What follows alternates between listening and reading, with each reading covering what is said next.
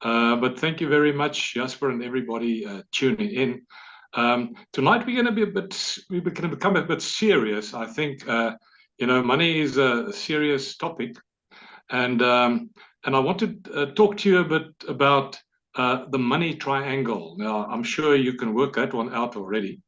We're talking relationships. And I believe this is a timeless and cautionary message to everybody who has reached the breadline. So I want to make sure that we're not talking about how to make money tonight. I hardly take my focus to earning money. I'm more about how to spend, manage, invest, and all these things about with your money. I know a lot of people earn money, and quite a few obviously enhance their income by incurring debt. So we will be touching on that, but that's not the main topic tonight. So it's a matter of once you've reached the breadline, and we have Edward de Bono, the father of lateral thinking. He's made a fantastic statement in a book that once we reach the breadline, people are bullied by opportunities. And this is where we obviously have a problem. So it's a matter of if you have reached the breadline, we always look for opportunities to make money and to double our money. And this is where the schemes and all these other things do cause a lot of problem. And so if you have a job and you earn enough money to buy yourselves food, clothes and housing to sustain yourself and your family, then we are talking about being above the breadline. So tonight's discussion, or today's discussion, is directed at everybody who is presently battling with debt, and I'm sure that includes most of us, but also those yearning for more, striving for wealth and riches, and of course financial independence, which we all yearn for, reaching for materialistic goals and to become multi-millionaires. We're not just interested in becoming a millionaire these days, because everybody's probably a million, worth a million, if you look at the value of their assets. Of course, if you deduct the liability, which I've told you before is a lie about your abilities, or lying about your abilities because it's probably not yours. So if you deduct the liability from the asset or the assets, then you find that your net worth is probably less than a million. But so everybody wants to become not 1 million, they want to be millionaires. So today I want to talk to you about there are some perils when we deal with money. Money makes a lot of friends. I'm sure you know this by now. Money is really the glue that keeps a lot of friendships together. But see what happens when the glue disappears. So I also thought about the money triangle along the lines of the Bermuda Triangle. I'm sure everybody knows about the black hole there, and which has become a diversion, or you can always talk about a distraction. So money can actually distract your life. Never mind, your values, which it actually does. So one thing I've discovered, and I will be touching on a few things, but you will, at the end of the day, it will make a lot of sense to you when you put the whole concept together. If you get your value system, or your value system, underscored or underlined by your value system, underlined by your money, or the money standard, where everything has to have a value. And we're not just looking at the intrinsic value or the value of your life, and the value of services that you render, which probably hasn't always got financial worth. Then something happens, you get distracted, and you find that your time disappears down that Bermuda hole, or the money triangle can cause you to go that route. You also, when your focus is on money, becoming rich, wealthy, and just focusing on your money, even money management for that matter, if you get it wrong, you'll find that the important people and things in your life get blurred. You might find that you don't have time for them, or not enough time, because there's too much to do on the outside. You get sidetracked. Um, but I think one of the main things which I've observed is if you get sidetracked by, and we'll talk about the triangle a little bit now, in a few minutes. But if you get it wrong, you find that your principles also start disappearing down that hole. The big black hole, so to speak.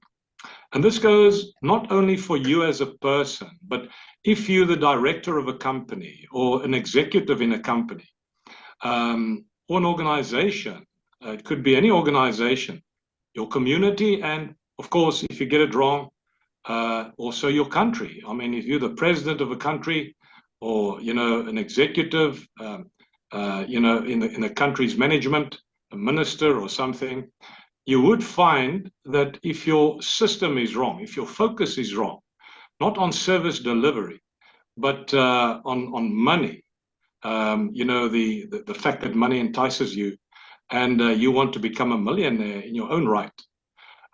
This is when you find, and I've actually discovered in Isaiah 44:20, quite a statement Isaiah makes. He said, if you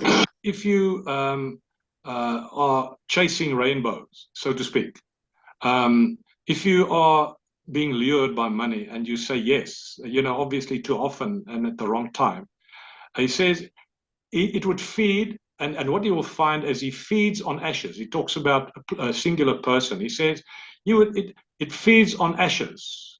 A deluded heart has led him astray, and he cannot deliver himself or say, is there no lie? Is there not a lie in my right hand? Now, it's interesting that he refers to your right hand, but I mean, most of the people those days were obviously seen as right-handed. So you open your hand one day and you discover all that you have left are the ashes. So money and possessions, just as a standard fact, money and possessions enslave people. Even in the Christian realm, you'll find there's a lot of talk about prosperity, which God never intended. He wants us to have full lives. He even says in John 10:10 that we should have abundant, we can have abundant lives if we follow him. But Christian prosperity is something which is thrown out there to lure us into all kinds of schemes. And Jeremiah 29:11 talks about God wants the best for us, but he's not just talking financially. He's talking about lots of things. And just as a footnote, Jesus didn't suffer and die on the cross that we would become millionaires. We should actually take the message forward. So then he says in Matthew 19:24, again, I tell you, it's easier for a camel to go through the eye of a needle than for a rich person to enter into the kingdom of God. Now, I always ask myself, if it is more difficult to reach heaven, so to speak, eternal life, a multimillionaire, why would we want to become a millionaire? But obviously there are responsibilities. If you pass the test, God will give you more. But I also think, when I look at 1 Timothy 6, I'm just giving you some scripture and then I'll move on. In 1 Timothy 6, verses 9 to 10, he says, but those who desire to be rich fall into temptation, into a snare, into many senseless and harmful desires that plunge people into ruin and destruction. He says, for the love of money, and he's not talking about money. He doesn't say money is a bad thing. Money is a great thing. It's the fruit of your labor. It measures your fruit of your labor. So for the love of money is a root of all kinds of evil. It is through this craving that some have wandered away from the faith and pierced themselves with many pangs, many sorrows. That's what he means. So my question to you tonight is, or today is, do you think scriptures are still relevant? In the time we live. We're living in a time with, where we have chatbots. I even saw yesterday that they are going to tie human brains to computers going forward, trying to, fast track things because they think computers are too slow. And the human brain is so amazing that it has, it recreates billions of cells so quickly. So I'm just asking, do you think the scriptures are still relevant? Because, we became so clever now. And have we outgrown these pronouncements? So if you look around, like I'm doing, what do you see? Where have all the time gone? I mean, let's start off by, as I say, I'm just addressing the fact that if your focus is on money only, and you want to become rich, and you just forget about the purpose of the money. Uh, Now, what happened? I mean, we got computers 50 years ago. We couldn't do all those things we can do now in minutes. Now, Ronnie Apteker, those guys, he was actually part of the Internet Solution. He was one of the founders. He actually uttered this question. He said, so what happened to all the time that we save now that we have computers and they do things so quickly? But I want to also now move on because I'm talking about a money triangle. There's another in your relationships, and I will mention a few just now. In your relationships, and we're talking about some interesting and also less obvious relationships in our lives. And I think the one we overlook most of all is the one with ourselves. The relationship you have with yourself in self-managing. Where have all the love gone? Do we still love people? Do we still, or is it all about buying things? And somebody once said we should be loving, we should be using things and loving people, not the other way around. So if our time is stolen because of our focus being wrong and our priorities being wrong, then obviously we are in a love triangle with money. Because where have all the love gone? Is it going the right way? So, I mean, I always think about things that, if you put in a category, what are the things that really trigger us? It's fortune and fame, power and pleasure. So if we take the money as the purchasing, the purchasing power, what are we trying to buy? Are we trying to buy fortune, fame, self-respect? Is it pleasure? Is it all about the self and the ego? And many of these schemes I've discovered. I've been in practice and in business for over 50 years now, 50 years, and there's a lot of schemes out there masquerading regarding your provision for your old age. Claiming to give you independence, make you self-sufficient, as self-responsible citizens. But the money triangle, which I will set out in a minute, skews our outlook. It skews the direction and the purpose of your life often. And if we are not aware of it, we get lured into it in a very subtle way. So the money triangle skews the meaning of your life. It blurs it. People might actually, when you're gone at the funeral, they might say, "Gee, you've been a wonderful doctor or a wonderful lawyer or maybe a wonderful accountant or businessman." Is that what your life was all about? They were very clever people before, and they will probably be after us. I mean, I think about big names. You know them in the business world. So have you noticed that as you spend more time on making money, you have less time for the things that really count? I read a thing this week which really struck me. It said, you were not created for a life that you don't have time for. Now that one stuck, because you were not created for a life you don't have time for. So if you're running out of time, then maybe your focus is wrong, or maybe you're in the wrong life. Maybe you should change it, or at least adjust it a bit. So I believe there are certain agents of money which try and skew our relationship with these things that I will mention in a minute. We're talking about all your relationships, whether it be fortune and fame, power and pleasure we're trying to achieve. We find our time, and let's mention some of these things. The following things get stolen away from us. Your time, you don't have time for other things. Your rest, you will find that you become very stressful. Your principles, you don't have time to really think things through, because, I mean, as long as the money is good, let's sign on the bottom line here. Your peace of mind disappears. Your love for God and for people will obviously wane. Your relationships and eventually your whole life purpose will be blurred. So, of course, we all know that we need to work and earn and to make a living. And there's nothing wrong with that. But do we have to die the most wealthy individuals with a big estate, leaving fortunes for our children? Now, that is something that I've been thinking about. I mean, I've been very blessed. And, you ask yourself, are you just passing it on to your children? What was this all about? Can you spend it all on the rest of your life? We need to enjoy and spend our time, which I believe is the gold of life, our present moment, so to speak, on eternal things, and not exchange it for something temporary. Money and possessions and honor are temporary things. They disappear as soon as you don't win the races anymore, or that you're not the victor in that game anymore. So let's just summarize. First of all, I believe money corrupts your principles and your thinking, first of all. Then it compromises you as a person. After that, it corrupts you. Listen to the stories. First of all, money corrupts your principles and thinking. Then it compromises you, and then it corrupts you. You have to knowingly and deliberately justify why you did what you did, and you got to now lie to protect and defend yourself to the point where you are no longer the person you used to be that people and friends once knew. Then it destroys you.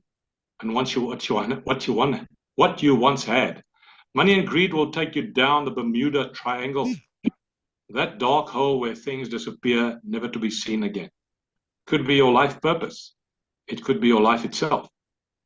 So this is the story of the money triangle that has the potential to steal away your possessions, first of all, talking bankruptcy, then your dignity, then to destroy all your relationships, and then finally you, yourself, your life, even your soul.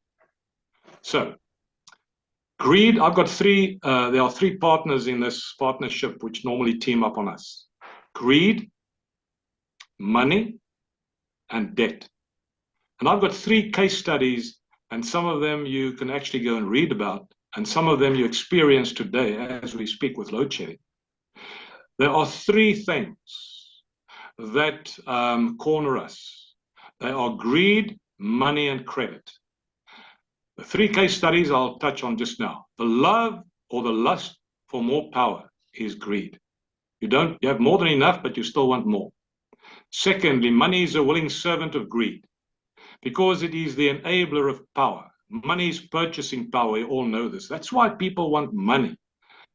Yeah, they want looks as well because it makes them famous, but money is purchasing power. It is the universal currency to acquire what you, in fact, want. And that's fame, fortune, or fame, power, and pleasure. And of course, credit or debt facilitates access to money that you do not have here and now, but allows you to borrow from your future with a promise to repay it in the future. So you basically borrow from your tomorrows.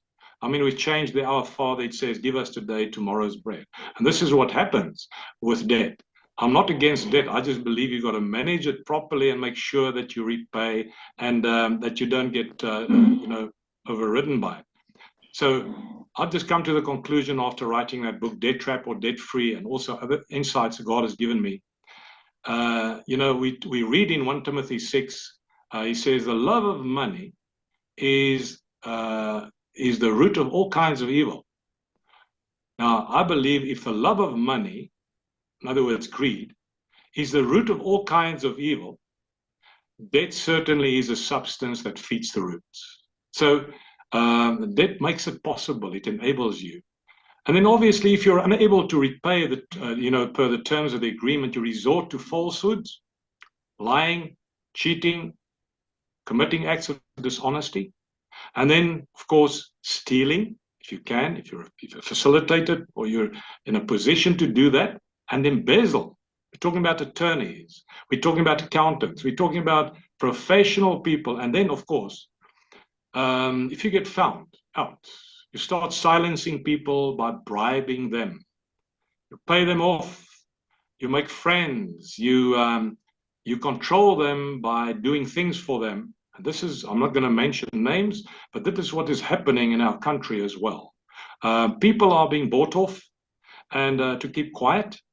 And then, of course, if you can't pay them off and bribe them to the point where they're quiet, and you quieten them, then we're talking murder.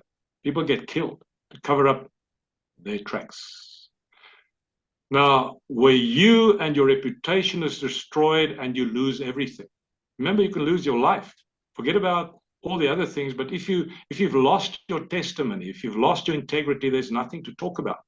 I've got 3 case studies here. And when I get to the end, I just want to summarize things. An article I once written, what I once wrote, and I just want to touch on some of these things just to show you how serious the matter of the money triangle can be. I think I'm just going to tell you a quick personal story. Many years ago, about 15 years ago, I had a couple from Pretoria on a Friday phoning me to make an appointment. Actually, they phoned me on the Thursday to make an appointment. It was a young couple in the early 30s. They had a boy of 3 years old, and they wanted to come and see me. They heard about things, and they read my Debt Trap or Debt Free, and they wanted a consultation with me just to see how they can cope, because they came around, sat in my office on a Friday afternoon, somewhere around 3 o'clock, 3:30 we started, and they gave me a summary of their income and expenses, and I could see that they would never make the grade on the income and the expenses. And I asked them, how did it happen? They said, well, it started off with personal loans for studies. And then later on, as they started working, they obviously got talked into loans. And then they never wanted to move out of the area where one of them parents was staying. And they decided, well, they want to show the world that they've also made it, or they are making it. So they were living beyond their means. At the end of the day, as I worked through their figures, I said to them, but why is it so important? They said, well, the bank is knocking on our door. We're going to lose our house. And with the house, we're going to lose the respect in our community of, the one's parents, which is the other one's parents-in-law, would actually, they would think less about them. And they felt the squeeze for months, and they just can't cope with it anymore. And they don't want to give up. They don't want to lose the asset. They don't want to lose their standing in the community. And I said to them, well, you're making me nervous when you say these things, because, you've read the book, and I've given you some pointers there, but doesn't it work for you? And they said, no, there must be something else. And I said, well, when do you think you're going to get out of that? They said, we got no idea. We're in this trap, and we'll probably never get out of it. It'll take us 20 years. And I said, well, how did you get in there? They said, well, we're not going to let go of the asset. We're holding on to it, and we will someday pay it off, and we can't lose our standing. And this is when God actually spoke to me, and I said to them, I asked them a question. I said, now, okay, just a quick question. If I couldn't, you've read the book, if I can't help you today, what would you do when you go away? I mean, and they were both in the police service. The one was a lieutenant in the police, and his wife was a social worker in the SAPS. And they looked at each other, and they said, should we tell him? And that's when I got very worried. They said, yes, we've left the baby boy, 3 years old, with our parents, and we decided, if you can't help us, if you don't have a solution, we're going to make an end, because we're not going to look at the embarrassment and humiliation going forward. Now, that scared me to the point where I canceled everything I wanted to do later that evening. They go and buy fast food and stuff like that. And I said to my wife, we have a serious problem. And you will not believe what a solution God gave me at the time. I said to them, there's only one way to solve your problem. You're not going to get out of this thing alive, apparently, or otherwise. So I would suggest you should get sequestrated. It was like a bombshell. I told them, I said, one of you will have to get sequestrated, because I saw how they were married anti-nuptial contract with the accrual. And I said, I think what you should do is one should get sequestrated. They said, no, no, no. We hear what you're saying. They looked at each other, and it's like, there was a light coming into their eyes. And they said to me, no, no, no, no. We like what you're saying because we want to start all over again. I said, you don't know the pain that you're going to go. They said, we are happy to do that, but we want to both do this so we can both learn something and feel how it feels. We don't want to, burden one of the two persons with it. And that was the first story. So I've seen how the money triangle, when money actually takes over in your relationship with your marriage and God and yourself, how it could actually get you to the wrong conclusion. The second one is a very current situation. You can go and read the Murdoch story, Murdaugh. It's a case that was concluded on Friday where Murdoch, he was one of a dynasty of attorneys in America, very well positioned over 60 or 70 years, if it wasn't longer.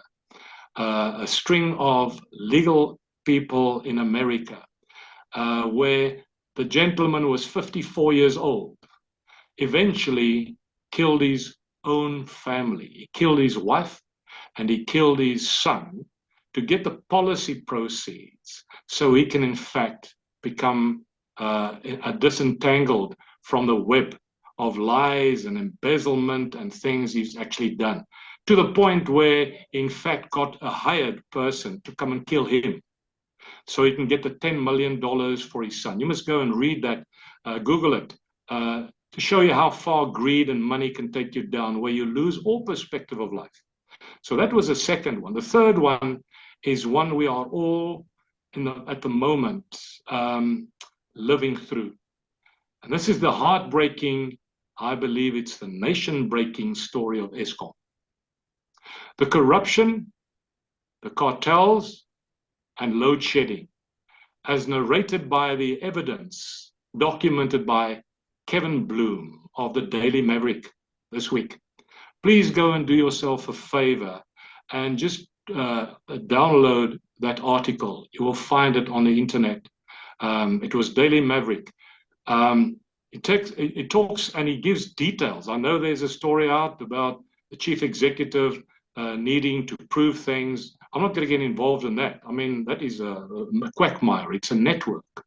But introducing the 4 crime cartels that have Eskom in South Africa brought them to their knees. And, Alexander Hamilton, one of the founders of the American Constitution, made a very simple statement. He said, avarice, and we're talking about greed, avarice is excessive or insatiable desire for wealth or gain. Greed. It is avarice, it's greed that are driving people to lose their focus. And, if you think about your life and you all, everybody wants to mean something or have a purpose. It's not the accumulation of wealth expressed in terms of money or possessions or even qualifications and knowledge, influence or power that will determine whether you or I ever have become rich or poor or influential or power or whatever. That will determine whether we are rich or poor or fulfilled or unfulfilled or happy or unhappy, but rather what you aim to do with it once you've accomplished it, because that will determine the intention and what you will do when you have become rich, which will at the end of the day determine whether you've died rich, whether you've made a difference. Now, in conclusion, I think I've got a few more minutes. I just want to just summarize by reading some stuff out of this article, which I've written many years ago. I talk about the money triangle as the affair that threatens to corrupt and destroy all relationships. Because financial affairs have caused the breakdown and destruction of many a marriage and relationships, marriage relationships and others, ever since couples have committed themselves in holy matrimony. However, this relationship is not the only one constantly under siege during the idolatrous nature inherent in man's craving for riches, and the luring spell cleverly cast over him or her by silver, platinum, and gold. There is no relationship, whether it's horizontal or whether it's vertical, which can stand up to this onslaught. I mean, if the relationship between you and God, Jesus Christ, if it is affected by money, can you imagine how many other relationships will be dented and eventually destroyed? Because, I mean, I see Satan standing there on the temple roof and he challenges Jesus and he tempts him. Now, can you imagine? We're not there. I mean, we're still working towards things. So the relationships I'm talking about, which actually compete with money, the affair that people have with money and possessions, affect your relationship with God. It affects your relationship with yourself. And I would like to put that almost first, because you decide and drive your relationships, your family. There are people without parents and children. They don't see each other because they're always driving for the next whatever, rand, million, or whatever. Your friends and colleagues. People sell their friends down the river, colleagues. We can talk about the church, for example, and other structures, but let's just talk about society at large and the things that you hold dear to your heart. So the underlying basis of my allegation tonight or today is to say that there are two very simple probing questions that always seem to crop up when you test to see whether, when money changes hands or about to sign a contract or a transaction, there are always these two questions that crop up. The first one is, how much can I make out of this deal or exchange or transaction? That is unarticulated. It's there in your heart and your mind. The second one is, how much is this thing going to cost me? How much do I have to pay? So if you're always thinking about life in that term, in those along those lines, I mean, we're all educated, one way or the other. We came through school, some people tertiary.